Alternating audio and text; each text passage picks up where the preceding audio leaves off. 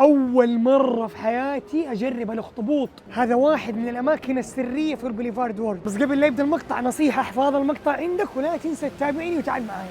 المكان شبه سري موجود في منطقة تايلاند بالبوليفارد وورد، يعني حتاكل أكل تايلندي وصل لي وعلى وصوله. سوادي كراب، يعني ويلكم. شوفوا لي كيف هذه الأكلات التايلندية الغريبة. إذا أنتم من عشاق الكوكونات ولا المانجا التايلندية، شوفوا كيف معنا أخذنا المانجا. الله، بالمختصر المكان يستحق الزيارة وفعليا سري لا يفوتكم.